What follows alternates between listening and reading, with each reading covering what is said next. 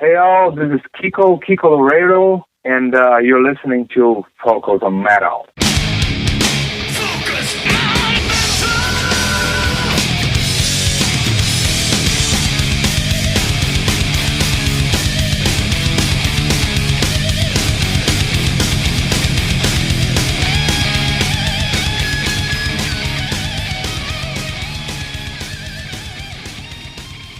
Hey Metalheads, Scott here. Richie. And welcoming you once again to that which we call Focus on Metal. And this week we decided that we were going to do a discussion episode. You had a couple of weeks where you've got some interviews and we're back on the discussion train this week. It's a busy month. Richie was able to carve out a little bit of time, pop down here for a little studio time. So, hey man, it's freezing out, but you made it down. I did. I'm just too lazy to do more interviews. I like the discussion. Can't fault you on that. It does. The other thing is that, after a while too, and you do a great job on them, but I know from me doing them for so long too, that there's a point where you kind of like, I just don't want to do anything this week kind of a thing. And you kind of do get burned out a lot. So, I get it. Plus you get a lot going on. So yeah, I don't blame you, but you know what? Originally the show was founded on just metalheads shooting the shit about metal and hard rock. So that's what we're doing this week. We are. And you actually hit upon every, I don't want to call it hot topic, but every kind of good topic this week with what you had suggested to me. So what do you want to talk about first? Let's go with the oldest one. Because we haven't done a discussion episode in a while. Yeah. Portnoy rejoining Dream Theater. Yeah, I would say, I was going to say it's interesting. It's not interesting, and it's also not unsurprising. I was still a little bit surprised, but given how they used to carve up what they did and all of that stuff, and with Mike gone, it all pretty much landed on John to do all of the other kind of ancillary stuff. I could see where they'd want to have him back. I don't think that their cachet as a band has really diminished with Mike and Mangini being in the band. I was going to say, wait a minute, they're both named Mike. You know what I mean? I don't think that's really been an issue, but I will say that, you announced that Portnoy's coming back, and that's like for Dream Theater fans a holy shit moment. You know what I mean? And I think people get really excited, and maybe that's what they were trying to do is recapture some excitement again. I don't know. I mean, I'm psyched that he's back in there. I think that's truly the band that he belongs in. Why? Why are you psyched he's back? Just there's a certain energy about what they do with albums when Mike's there, and the other part of it is right now when he left, John's driven the bus completely. Main songwriter, producing stuff. He's been kind of all-encompassing guy. Now you've got Portnoy back, and there's kind of this balance that's restored. So you don't really have the single guy. Yeah, but wasn't that one of the reasons that, Portnoy left in the beginning was... there's all different stories. One of the stories Portnoy gave out was that he was burnt out and he wanted to take time off, and the rest of them didn't. Yeah. So now he's going to go back into a band, and he's just going to jump right back in to what burnt him out in the beginning. Yeah, I think there was a lot more going on than that. Well, I do as well, but because he left and he has done nonstop stuff ever since. Well, he wasn't. The issue was more or less with Labrie and him, wasn't it? They had a falling out. Well, I think that there's also the whole thing of that he went off and he played on one album for a band as well, and I think he thought maybe he was going to transition out of Dream Theater, go into that band, continue on, and that's not how that worked out either. That was kind of a, thanks for the help. And you're talking about Avenged Sevenfold? Yes. So I think there was some misunderstanding that happened there as well, and I think he had certain expectations, and those expectations didn't come to fruition. So I think there was some of that played into it as well. Yeah, I'm sure there's a lot that went, happened back then. Yeah. One thing you already touched on it. How big of a boost in ticket sales will this give Dream Theater? In the beginning, probably some, but when Portnoy left the band, I don't think their cachet dropped really. They didn't play smaller. I don't think they played. No, they didn't. Venues. They didn't do, and it's not like. I mean, Mangini is an incredible frickin' drummer. Fabulous. So if they, for a guy to pick, he's just an awesome pick. So they're not like there's a settle there when they went with Mangini at all. But there's definitely, I think Mike has his own personal fan base. I think one of the episodes where we had Mike on was one of our largest listened to episodes, and the amount of social chatter that happened because of that one was freaking insane. And I just think he he's very personable, and I think he just has this huge sphere of influence. Well, the one thing I do love about Mike Portnoy is he's a fan. I don't know whether you don't do Facebook, but if you saw the post that he puts on, his pictures with all these musicians that he revered. Oh yeah, he's been unabashed about the fact that he's a massive fan. He's a massive music fan. Yeah. And when I mean music fan, it's not just metal. Yeah, like he's massive into the Beatles and prog and pop and rap and metal and thrash and everything. Yeah, and he is very outgoing, and it's amazing how much stuff he is able to monitor. Just like when I posted his Mexico City drumheads up on the wall there, he was within less than an hour, he had hit back about what the. So, yeah, I think he's very involved outwardly, where I think for the most part, Jordan does a lot of interviews, but his interviews that he does are all for his project stuff. You never really hear from James at all. You definitely never hear from John at all. And, about what now? Huh? About what? Just in general, interviews. You hear when a new album comes out, John will do publicity. Yeah. All right. Other than that, you don't see these guys anywhere else at all. Like I said, except if Jordan's promoting some other project he's doing, he'll do interviews for that. John Mayung hardly ever does it. Exactly. You don't hear anything from John. Yeah. You don't hear anything from James. And it used to be you would hear from Portnoy all the time, new album or not. He was out there. He was visible. He was talking. So it lent a lot to people always having Dream Theater on their mind. Yeah. When I was surprised. I know he came out and he said that, he played on Petrucci's solo album, and he was pictured going to see the band. Yeah. But I was still surprised because I felt that the albums that they did with Mike Mangini, for the most part, were stellar, especially the last two. I felt that A View from the Top of the World and Distance Over Time were absolutely tremendous. Yeah. Tremendous records, top to bottom. The Astonishing, I think, is the one dud that they did with Mangini that I don't like, and the two before that, the self-titled, I'd probably put as my second least favourite. And then I can't remember the name of the first one he did with Mike Mangini, but those three are really, really good. And then the self-titled, and then the Astonishing I'd put at the bottom. Yeah. But I still felt that the band were putting out great music, and I thought Mike Mangini actually fitted in really well with the band. The way Mangini has handled it has been very classy. Mm-hmm. I have a solo album coming out, and Mike Portnoy's back where he belongs, and that was it.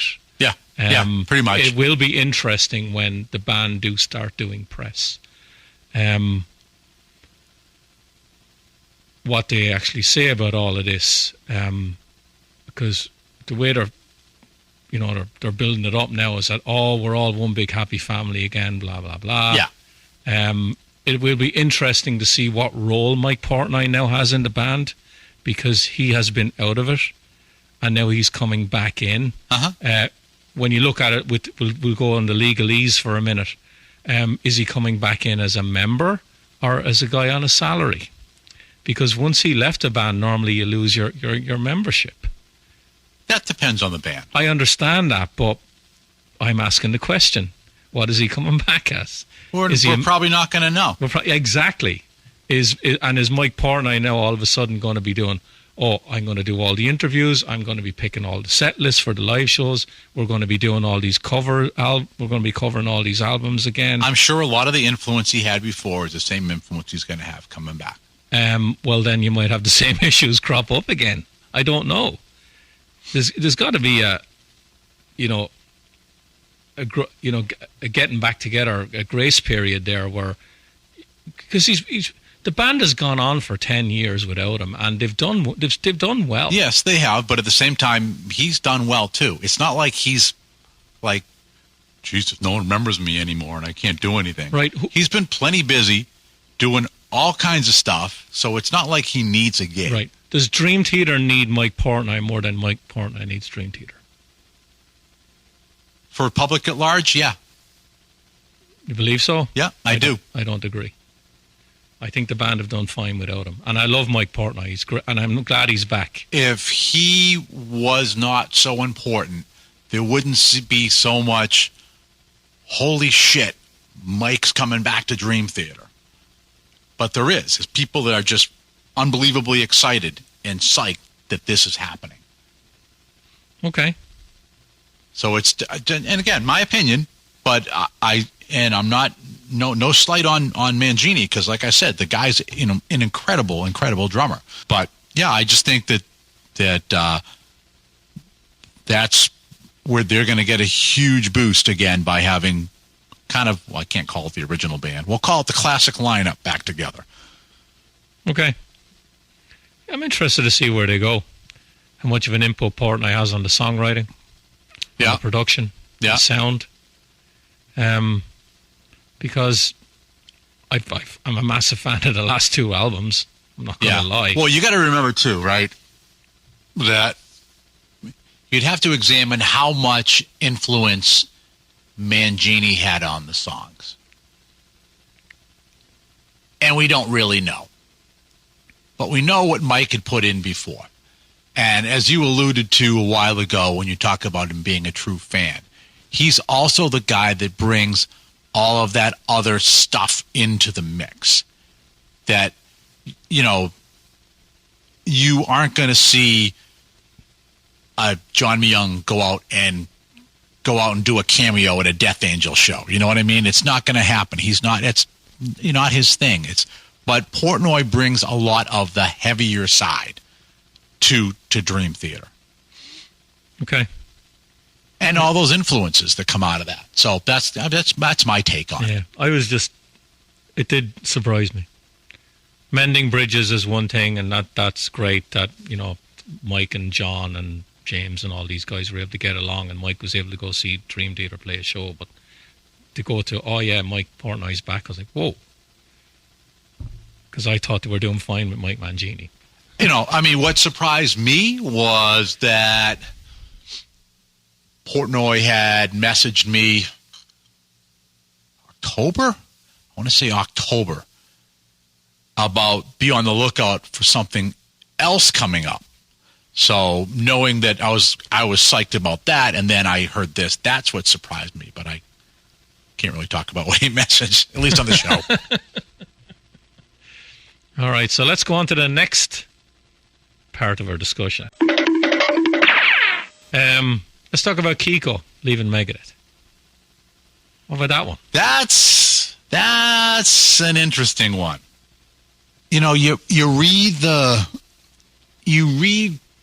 Kiko's statement, you read what we'll say in air quotes the band says, and there's got to be more going on than what we know or what we're ever going to hear. There's always more going on. The thing is, you think a statement from a band is 100% factual? Well, it's not just a statement from a band. It's a statement from the king of statements, Dave Mustaine, and the meat grinder of guitarists that band goes through, because they're not an unsuccessful band.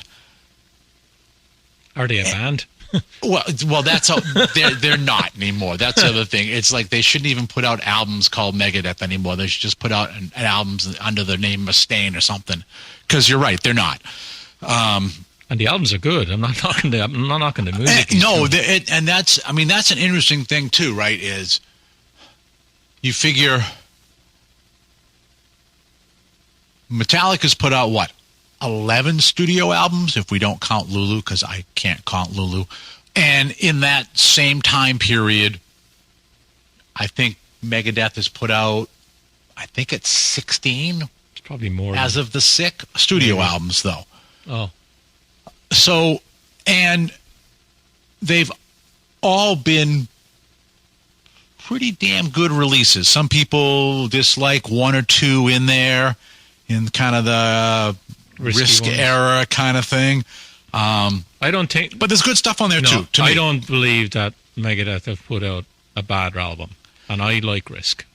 So what I'm saying with all that is that they have been consistent releasers, and the quality of them has been good, and they have not lapsed into like sameness or cookie cutter things or fallen into any type of thing. I like Dysphoria. I was like, wow, there's really some different sounding stuff in here and some other tempos and some other things going on. So it's not a band you would go stale in. It's not a band that's unsuccessful.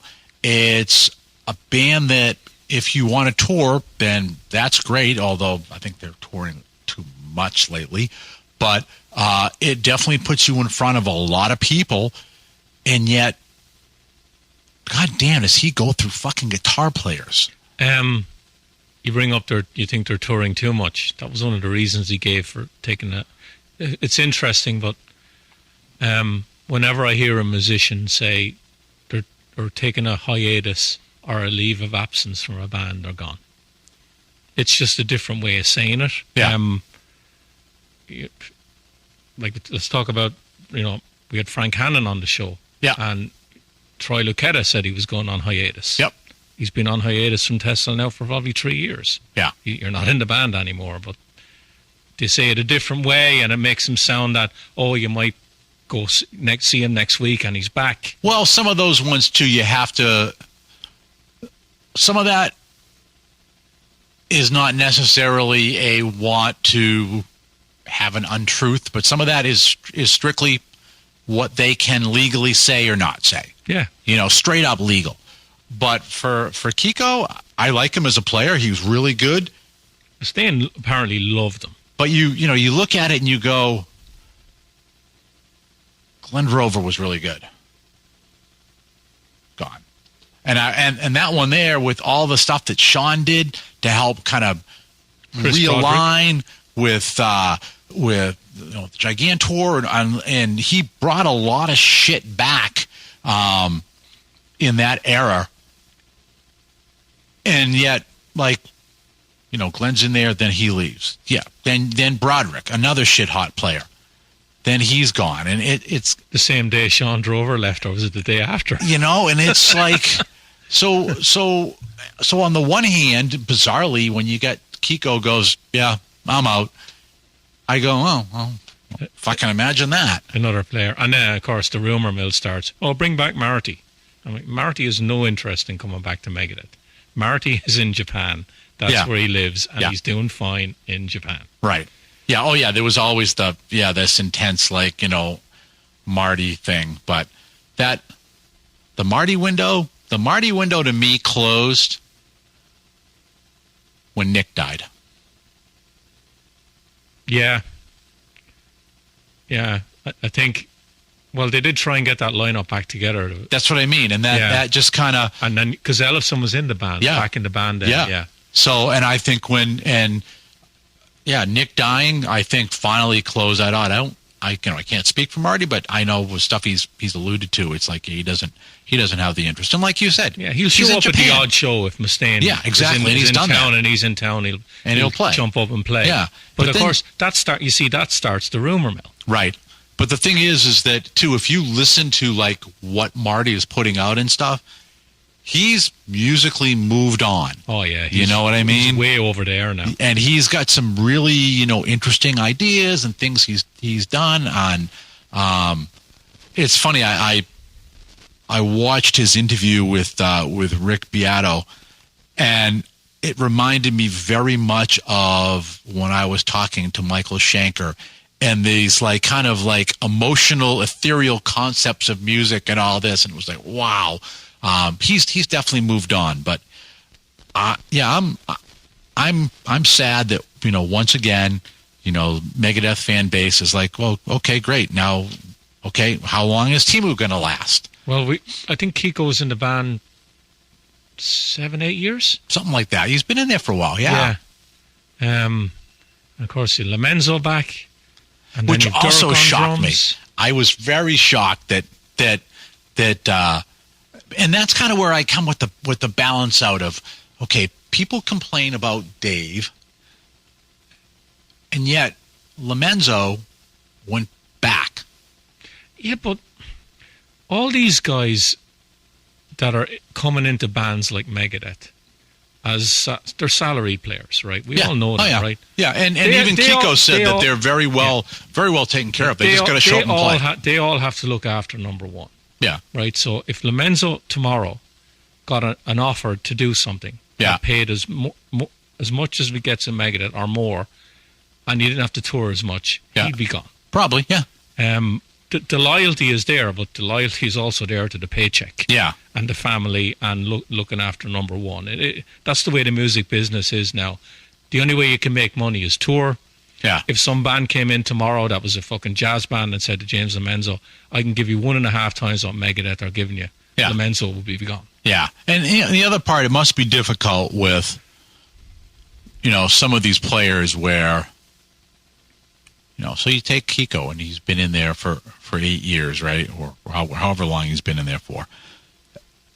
And yet, you never really get a feeling like you're in the band. Yeah, how much did he write with Megadeth? It's like you're Dave's guitar player. Yeah, how much did he write? I'd have to go back and look at the credits. Not that much, though. But you have to also go, okay, how much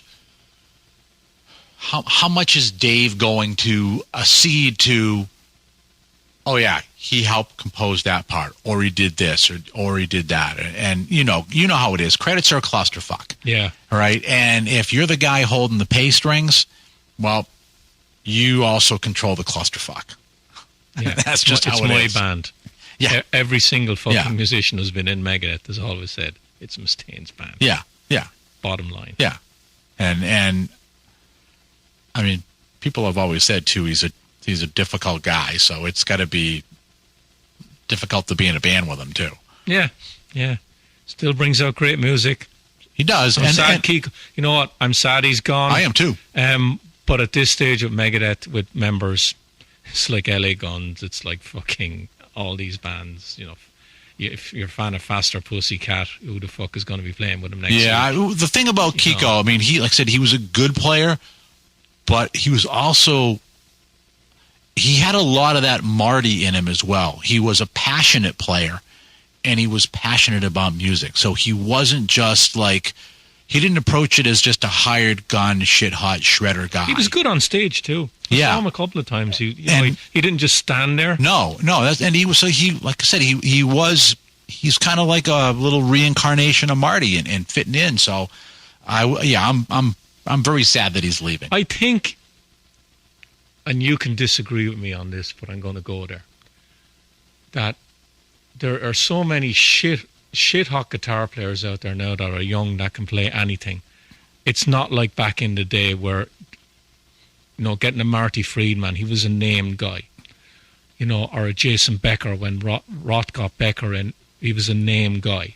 Now there's a fucking 100 Jason Beckers that nobody knows anything about, and they can all play that stuff. Yeah, I disagree. So who's this Timu guy? I will agree on the fact that there's a ton of shit hot younger players. I will agree with that. But what I also find is there's a lot of people that you will see them like on YouTube. And this isn't across 100%, but you will see people on YouTube that can play the shit out of something against a track sitting alone in their room. And there's lots of them that are like, I look and go, holy shit, how'd they do that? But you take that same person and put them in a band situation where now you're not playing against the track you know. And you're in a room full of people. And you are in front of people. Yeah. You are having timing that will change on a dime depending on the drummer. Is he coked up? Is his adrenaline going? Is he having a bad day? Can you hear yourself? Are the backing tracks working? And then there's a dynamic of, because some bands, they're going to go to the script, right? And you're not going to have the little jam or whatever. And they got to meet lighting cues and all this stuff. But then you have other bands where, somebody like Kiko, if someone decided to turn left, just like Marty would, they'd turn left too. They could jam. They can go with the dynamic. So there's lots of players that can do all the fundamentals. They can blow me away with that. Technically. Yeah. But what they can't do is get with other musicians and vibe with them. Improvise. And granted, in the way things get recorded nowadays, which I know drives you crazy, me too to a degree, where they're not in the same room, you're doing things separate, so you really aren't vibing with musicians. You have a lot of these projects that get done. So in those situations, a lot of times, you can go ahead and you can be pretty good at it. But then it comes to live and you can't do it, And I think back to way back when Dara and I were working on the second Multi-Chaos project, and he got a kid from, I want to say, the Middle East. Got him online, he'd gone through a lot of people, and this kid technically was really, really good. So we were like, okay, you're going to do the leads on these songs. So when we sent him the tracks, couldn't play anything. He could reproduce solos all day long, come up with a new solo that vibes with this track and this mood. Couldn't do it. Even in a cut and paste thing, he just couldn't do it. Yet, technically, he was freaking awesome. So there's there's two sides of the coin there. Okay. But yeah, I'm, like I said, I'm bummed that Kiko's gone, and I think the telling thing was the follow-up interview that he had done recently where he basically kept using the word freedom. Freedom.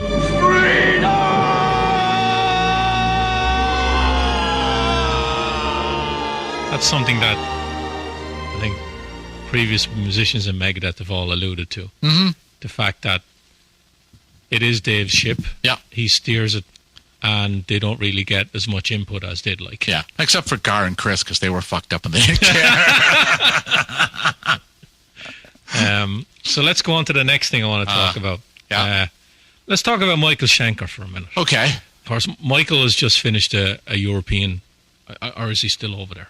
I know he was over in Ireland around the time of Thanksgiving. Okay. And they had a Dublin show, and it was a lot, quick story. They had riots in Dublin, and the show got cancelled. And they had to go to Belfast, and luckily enough, they were able to come back to Dublin and play the show somewhere else. But the one thing I did notice was the set list. Yeah. And I've interviewed Robin a few times, and I text Robin every now and again anyway. And Robin was always alluded to the fact that Michael didn't really want to play the Macaulay Schenker stuff. Now, the band he had over there, he had Bodo Shop, who played on Perfect Timing. Uh-huh. He had Steve Mann, yeah, who played on Save Yourself. He had Michael, and he had Robin. So he had 4 guys that played on those records. Yeah, right? I mean, even all of them. Even the last round that he did here, they weren't doing that because they had just done like 3 rounds of Schenker Fest, where they really did have, with Graham and Gary and Robin, and they didn't do anything off of either one of his last 2 releases. It was all prior stuff. But you had 4/5 of that lineup. Yep. That in the Macaulay Schenker group. Yep. And he decided not to play one song, and I'm like, to me, that's a missed opportunity. Because Robin can still sing it. Yeah. Right? And you had the other guys that fucking played on the record. He could have done one song, right? So what did he do? He had Robin sing all the UFO stuff and all the Schenker stuff that he never fucking sang on anyway. Yeah. And he wouldn't even say to the guys in the band, you played on these Macaulay Schenker albums. Let's do one song. Let's do Anytime. Let's do Save Yourself. Let's do Give Me Your Love. No.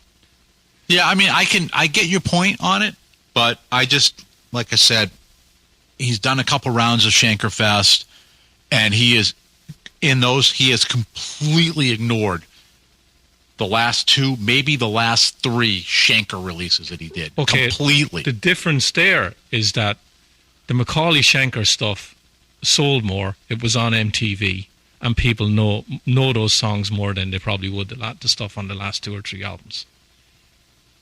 Plus the fact that you have the singer and 2 other guys in the band and Michael that played on those records. Still, if the guy's putting out releases, he's touring, and think about how Michael is with music. Michael doesn't care about the commerciality of it. What he wants to do is put out new music and play it. It's not that dissimilar to Maiden going and saying, yeah, no, we're not doing a greatest hits tour this time. We've just put out a new album. We're going to play the shit out of this album. Granted, they play 1 or 2 older songs too, but they're still like, no, we put out new music and we want to play it live. But if he's doing a career-spanning set and he's ignoring that era completely when he has the guys that actually played on the records, that's kind of a pain in the ass. As far as I know, most of what he was playing is newer stuff. On this run? Yeah. In England? No. He did 8 UFO songs and all the rest of it was Michael Schenker. It was all stuff Gary Barden, stuff Graham Bonnet. Because a lot of it, that last time he was here, it wasn't going to really be any of the real like commercial hit stuff at all. It was going to be stuff off the new releases, and I think they might have planned on doing UFO. Yeah, I didn't think he even did anything on the new releases in this run. It was all old stuff. He just skipped the Macaulay Schenker group. I just found that odd. Because I saw Michael in Foxborough with Robin. Yeah. It must have been about 10 years ago now. And he did Save Yourself, and he did, I think he might have done Bad Boys or something like that. Yeah. I mean, I will say, I like the Macaulay Schenker stuff. Nikki likes the Macaulay Schenker stuff. That's probably her favorite era, actually. So it's mine. Why I get to drag her to Schenker shows. Because honestly, when we go, she is probably one of the only females there. But I will say, too, that there is more disinterest from the people around me when he plays Macaulay Schenker stuff. Even though Robin can still sing the shit out of it, there is less interest in those than there is the other stuff. Okay. I think he was doing stuff from like Build to Destroy. I'm like, that wasn't that really a big Macaulay Schenker album. Yeah. I just looked at the set and I'm like, he could have done one. Yeah, and it's his band. He picked the set list. He didn't want to do it. He is a free spirit. I mean, I say that again. The guy, we walked away from Love Drive, right? So yeah, he does what he wants, and he's got a unique outlook on it, and it's got to make him happy, and all that. So yeah, I get your point, but I also, being at the shows and seeing reaction to people, I could also see that, and I don't have I don't have any actual gauge beyond you of kind of what the European acceptance of Macaulay Schenker was versus any of the other stuff. Well, it was accepted. I know I got like my American centric, like how it was placed, which was, like you said, was probably the most popular from a commercial standpoint here in the U.S. I think the Perfect Timing album was pretty well received. The Save Yourself album was definitely well received. Yeah. Because that had a lot more, the guitar was definitely more upfront on that than it was on Perfect Timing. And the title track, Save Yourself, I think Michael's guitar work on that's fucking stellar. Yeah. And I've seen him do it live. Like, the beginning of that song is fucking fantastic. I was disappointed he didn't play one song. And I think as well there was an issue there with Ronnie Romero was he supposed to do it, and he kind of couldn't do it at the last minute, and Robin kind of stepped in. As far as I know, he was the guy who was supposed to be singing on these. Yeah, so maybe Michael already had the set planned out with Ronnie singing it, and then when Robin came in, it was too late to change it. Maybe that's something to do with it, but it's just the musicians he had on stage. I just think it might have been a missed opportunity, because when Michael comes around again, you don't know who's going to be on stage with him. He mightn't have Robin, he mightn't have Steve Mann, he mightn't have Bodo on drums. Yeah. And that era is just going to get completely forgotten about. And this was the chance, I think, with 4/5 of the band, to actually say, right, I've got 4/5 for the lineup here. I'll do Save Yourself. Yeah, I don't think he looks at it that way. I know he doesn't. No. But That's why he's Shanker. You know what I mean? Just like speaking of Shanker, let's flip on the other side of Shanker. Rudolph, just 'cause. And I didn't initially pick up on it, but Nikki did. And now it's been bugging me more and more ever since she did. So we're going out in April to see Scorpions in Vegas at their residency. So can you recall any bands recently that have done residencies in Vegas that had an opening act? I wasn't paying that much attention. I don't think there have been. But last Kid week, Joe? they announced Ugly Kid Joe was going to open. Like, it's a residency. People are coming, and and you're supposed to do, potentially a longer than normal set. I mean, think of what, like, Leopard did there. They were pulling out deep tracks and all this. These guys are in their mid-70s. That's not going to happen. And I understand Klaus has got to watch his voice, but they're not even doing, like, daily shows. There's gaps. There's like 3-day gaps between the shows. Back to Macaulay again. What's the thing Macaulay said to us on numerous occasions? You got this thing called Vegas Throat. It's a very hard place for a singer to stay in and sing because of the climate. Right, but still. So one, they didn't announce. They should have announced they were having an opening act right off the bat. When the tickets went on sale, they should have done it, but they didn't. They made everyone believe it was only going to be the Scorpions playing. Then, weeks after the people have bought tickets, they announce an opening act. So now when you thought you were having just a night of Scorps, you have something different. Yeah, but did they ever say that they were going to... And it's going to be, it's the same lineup that's going out to do the tour dates that aren't on the residency. So essentially what you have is a series of the same tour dates just in one place for a while. So it isn't even a residency. It's just, hey, well, we're going to hang out here. We're going to do a bunch of dates in April and May, and then we're going to just take the same thing and do it everywhere else. They just announced shows in, I think it's today or yesterday. One of them is in London. Uh-huh. I think, and one of them is in, I think it's in Amsterdam. Yeah. And it's the Love at First Thing. Yeah. And that's what they build on this. They were going to play all of it. Are they playing the whole album? Yeah. And Ugly Kid Joe is opening those shows. Okay.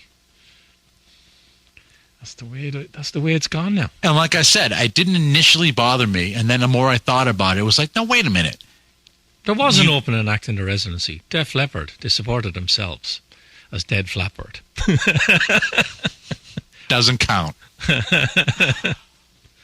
Because, when you went in and you saw that show, you got a entire night of Def Leppard. I don't know. Actually, I didn't ask Frank Hannon that. I don't know if Tesla had an opening. I don't think they did. Who else has done residencies there?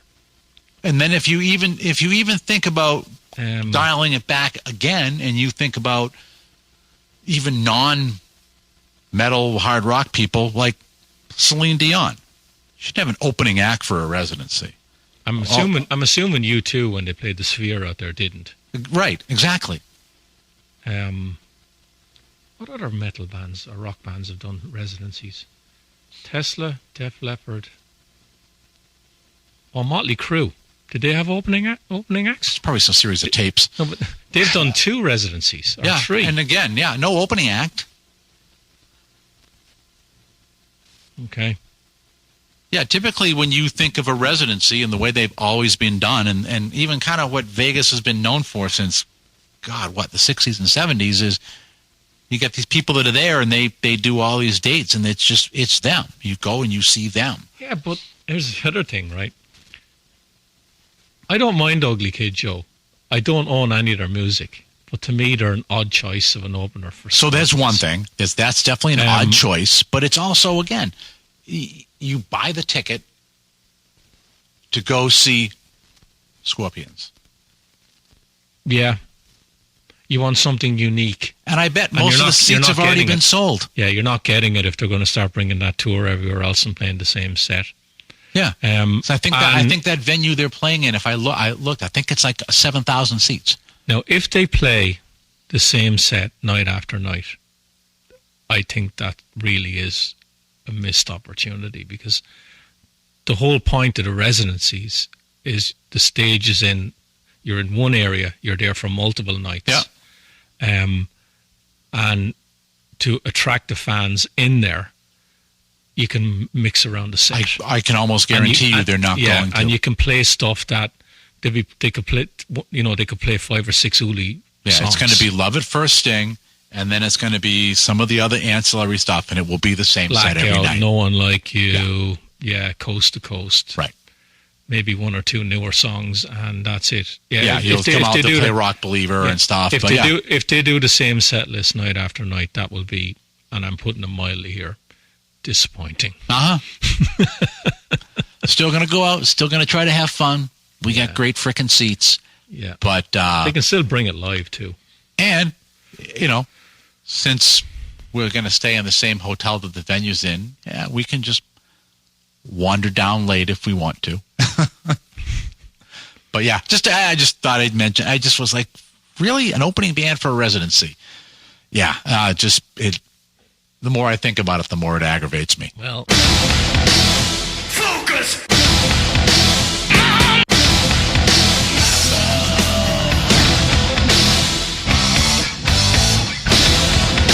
So anyways, next topic. Geddy Lee. Book. Well, Geddy Lee / Rush. Geddy Lee is everywhere. Yeah. He's got the book. He's got the new documentary. I think Banger Films. Yeah, I think it's Banger Films. He is doing the mother of all book tours. I don't know whether you've seen any of the videos or that are out there. He did a show in Boston, I believe, where he just sits down and he gets interviewed by somebody. But there's a lot of clips out there. I know Jack Black did one night with him. Matt Cameron did one night with him. Yeah, I think I saw a little bit of that one. I was going to say Phil Rudd. Paul Rudd, the actor. I think it's Paul Rudd. He did a night with him. And I'm sure there's been other, guests that... Yeah. Well, I think the Matt Cameron... Because I think Matt is in that documentary that Geddy just did. Yeah. He's one of the one of the bass players. Yeah, I've read the book. The book is fantastic. It's about 500 pages, and there's a lot of stuff in the book that you're like, whoa.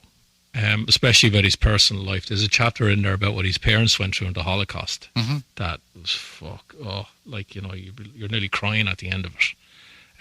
The heartache and what they did to actually get through that and get over here. Yeah. There's a lot in the book about Neil, of course. I think what a lot of people were interested in was when Neil was dying, how much of that he'd cover, and he gets into that. Yeah. He definitely gets into the records. The band actually were bigger into the drugs than you'd think. That they kind of went along with it in a lot of ways to survive and get through going from venue to venue, night after night. And they've said that, night. yeah. No, but there's specifics in the book about what they were taking and what happened, and it is a great read, and of course they're my favorite band. Yeah, but then it was the other part that recently with interviews and which was kind of thought-provoking was the whole thing of, would they consider touring again with another drummer? No one's ever mentioned new music, but, As what, though? As Rush. No, I wouldn't like that. personally. The way they ended was classy. They didn't do the farewell tour. We're going to jack up the ticket prices, and then we're going to come back, and then we're going to, go on for years and years and years. And they just had a 40th anniversary tour. Yeah, and I mean, and it could be assuming this happens, because the last word I think from Alex was, well, we something like we don't like to stand still, or we like to work, or something like that. But maybe it's going to be a night of Rush or something like that. I mean, that's what they're going to play, right? They're going to. I think at this stage, Geddy's 70, and Alex is probably about. Yeah, I think they're both same age. Yeah, but they always liked to tour. It was always Neil that didn't want to tour. Well, it was more Geddy that liked to tour. Well, I think Neil didn't. I think Alex had issues with his arthritis. I think he had issues with his arthritis. Yes, he did, but Neil hated touring. Yeah. And that's why he took up the cycling and the bike riding, was to just get away from the boredom of it all and look at the world. Yeah, he hated it. Yeah. But at 70 years of age, do you think Geddy and Alex are going to go out for like 3 or 4 months on the road and do shows? Can't see that. No, I don't think they would do a massive tour. I don't think Geddy, I don't think they're hurting for money. Have you seen his baseball collection? Oh, yeah. It's probably worth a couple of $1 million. He's very much into baseball, yes. He's selling some of it. One of them is a signed baseball from the Beatles. Yeah. So that's not pocket change. Yeah. Oh, I got my Dio one up there. my one and only baseball I have, my Dio baseball. It was interesting. We'll see what happens with that. Maybe nothing. Who knows? Yeah. Would I like to see him do music again? Yeah. But if Geddy does solo stuff, I'll buy it. Yeah. It's just that I do highly, highly recommend the book. And you loaned me Geezer Butler's book. Yeah. And Geddy Lee's book is 10 times what Geezer's is. Yeah. Geezer's book. You've heard, you've seen and you've heard Geezer over the years in interviews. He's quiet, doesn't really say much. Yeah. Geddy's book is 500 pages. Geezer's is like 230. So, some of Geezer's book is funny. Yeah. And you learn a little bit about the band and Tony, and Ozzy's a nutcase. And I've always felt, Tony comes out of the book as being a complicated guy. And you learn a little bit about Geezer. But it's like, you could have elaborated more on this and elaborated more on that. And then you read Geddy's book and he fucking elaborates on everything.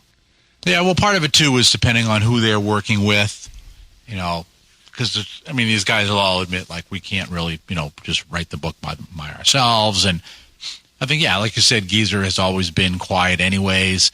But I think, even a lot of the biographies that I've read lately, I think I've even complained about this before, is you'll hit, like, either these, like, synopsis chapters at the end, or you get these other chapters in there that are like, what the fuck was that? Because I expect to have just kind of more, and just maybe it's the way my head works, but I just expect to have a chapter with content that, like, you can absorb and all that, and not come out with, well, that was a waste of 20-odd frickin' pages kind of a thing.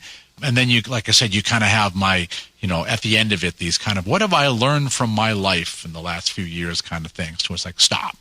Yeah. You put something else instead. Yeah. The other book he gave me was Karabi's. I thought that was excellent. Karabi's was interesting. But I've interviewed John a couple of times. Yeah. And he just shoots the shit. Yeah, Very good talker. He's definitely, that one's very interesting. The whole, I'm just going to become a truck driver. Right? Yeah. And then he's good at it. Yeah, but with Karabi's book,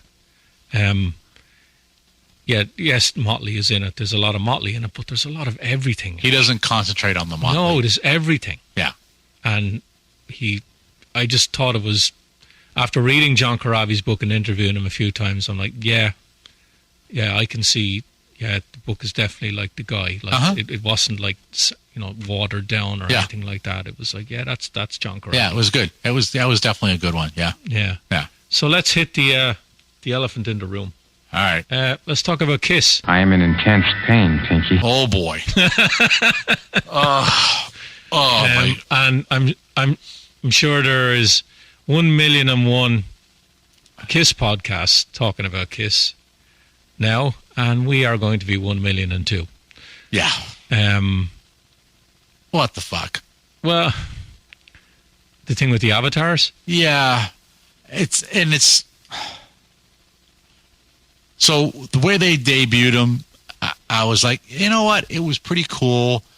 I like the stuff they did with the clear screens, like all that. Like, wow, that was pretty well done. But it was like, okay, what's the new cash grab? What's the money stream out of this? And then I had to laugh because I just kind of I'm looking at the avatars. And even just the standard one with the 4 faces and it says, Kiss 2.0. And you can look and you see that Tommy's pretty much looks like Tommy. And Eric's pretty much looks like Eric. Gene? Yeah, they've done a lot of work on Gene's face to kind of de-Gene Gene's face. I mean, you look at Gene these days. Gene has done a lot of work on Gene's face. Yes, he has. But his face isn't that thin. But the avatars is. And then Paul. It doesn't even look like Paul. And I just go back to... Did you notice the one thing about Paul that people have been saying? The star's on the wrong eye. Well, I mean, that doesn't surprise me. But, because it's version 2.0. But the thing is, I don't know if you've seen, there's a guy on YouTube, Claudio Bergman, and he's a graphic artist. And I think he's done stuff for like Battle Beast and a few other bands. He's a good graphic artist. But one thing he's been doing, and I think he's been doing it like over the last, I want to say, might even be 4 years now, is he's been doing segments with Dennis Wallach, who was the original Kiss art director, and they do one album an episode and go over with Dennis, like, what was the concept, what did you do, like all the story behind it, all that. They're pretty interesting. But there's been a common theme with a lot of them where what looks like a very simple cover. So like Creatures of the Night, 4 heads, okay. The amount of comping that they had to do for Paul, because he didn't like how this curl looked in this picture, but he liked how that curl looked in that picture.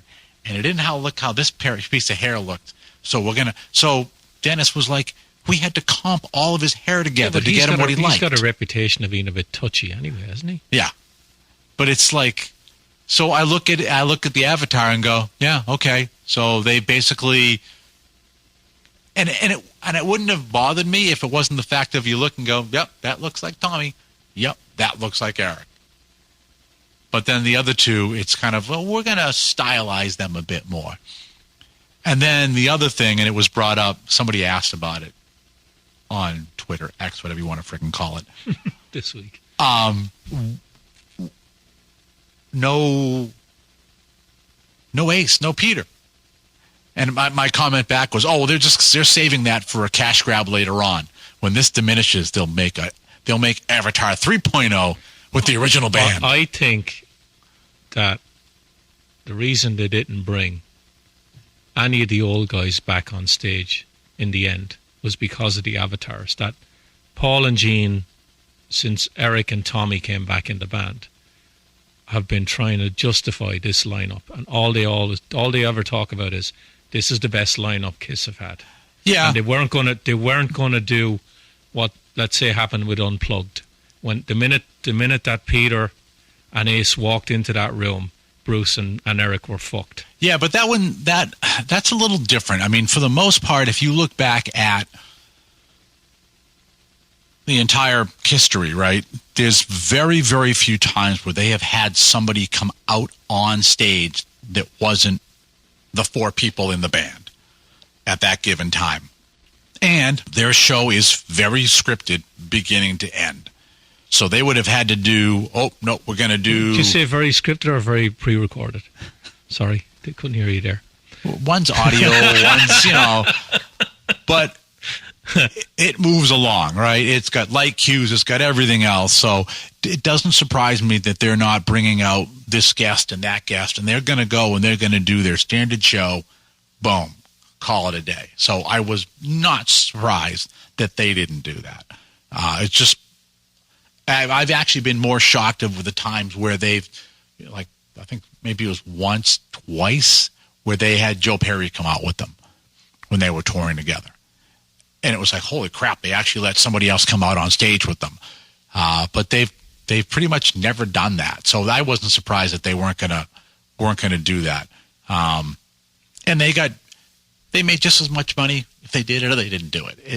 It was sold out. It was a big event. Like, there was no extra revenue for Gene to get, so why the fuck do it? One of the other things I've seen people talking about with the avatars is they're comparing what Kiss are doing to ABBA. Now, the one thing I will bring up about ABBA, when is the last time ABBA toured? In the late 70s, early 80s? Probably, I don't know. So you have a band like that, they're iconic European band that have gone the Avatar route after being away for like 30-something years. Kiss have been away a week. Yeah, and now Agnetha's probably going, we kill our avatars now. Yeah. But it's like, I know way back, God, in the 90s, I can remember, was it Kiss Quarterly? There was a Kiss magazine. It was pretty good. And I remember there was an interview, I want to say it was with Gene, where, he did say about, maybe, and this was, so, you're talking, this is back like in the 90s, and he's talking, we'd like to probably have something where it isn't Paul or I out on stage anymore, but there is a Kiss band out there performing as Kiss. Yeah, that's been said. We can years. be interchangeable. And I know that same magazine, they actually had an interview with some other road crew member, might have been a bass tech or whatever, that had actually performed as Gene a few times. Live. Because Gene didn't make it. So this guy just popped the makeup and the thing on and went on, and no one knew. So when I saw this, it was kind of like, oh, well, they finally did it, but they're just going to do whatever the fuck the Avatar is going to do. And I don't know. I can't see myself going to see a Kiss Avatar show. I have zero interest in going. And if people want to go and they get something out of it, that's fine. I had no interest in seeing the hologram.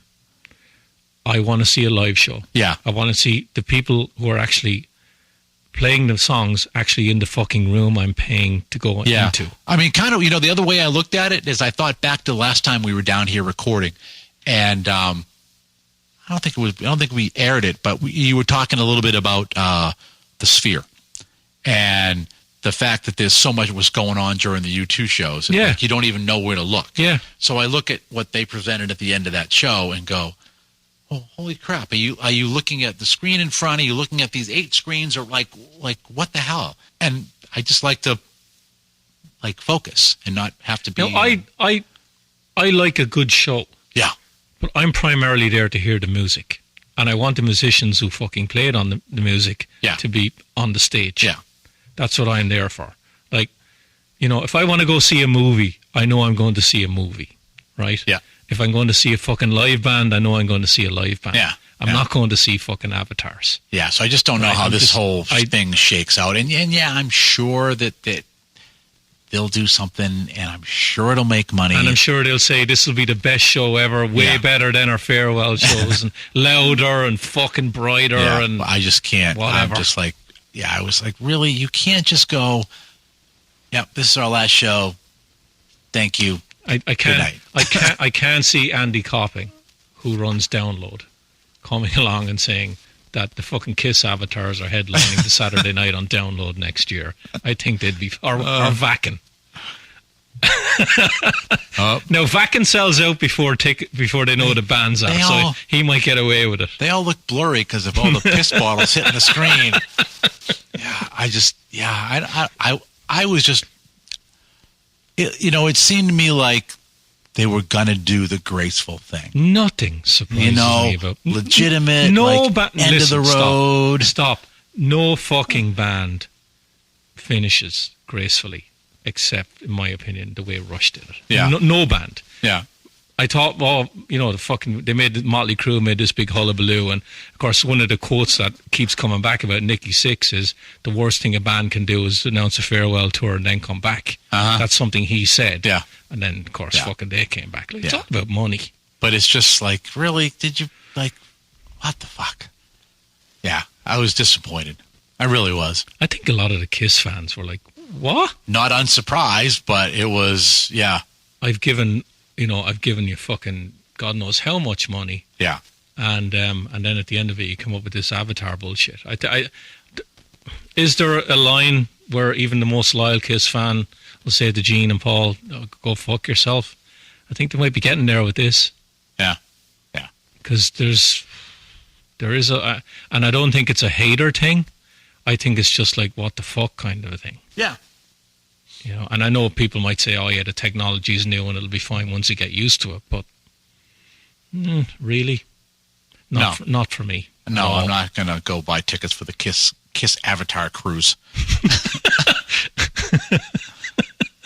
You can sit in your living room and pretend you're on a boat. You know, and just the whole thing with, oh, now with the Avatar, we can have Gene has wings and he flies, and like, oh, fuck me, really? Like, come on. I tell you where he can fly. Oh,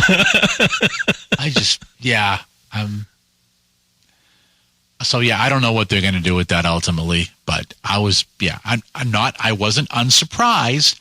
I just was disappointed.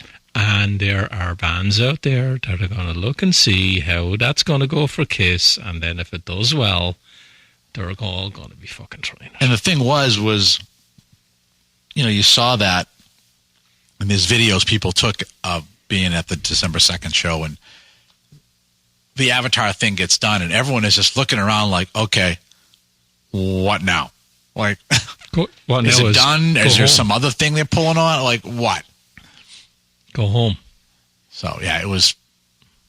Yeah. Part of me, probably a large part of me, hopes that thing absolutely bombs, and this idea never gets off the fucking ground. Yeah. Because I just want a fucking live show. Yeah, yeah. You know, warts and all. If the guy's voice is not as good, or if they have to, if the guy has I'll even say this: if the guy's on stage and he has pre-recorded live vocals, at least he's in the fucking room I'm in. That's what I want. I don't want to see fucking somebody flying around. Yeah. I could go to a fucking airport and watch planes do that if I want. Yeah, you just go see a movie. Yeah. We're done. Yeah, I think so. I think enough's been said. So that is it for this week. Stick a fork in it. This puppy is done. So for myself and Richie, have yourselves a great metal week until we talk to you again. As always, remember, focus on metal. Everything else is insignificant.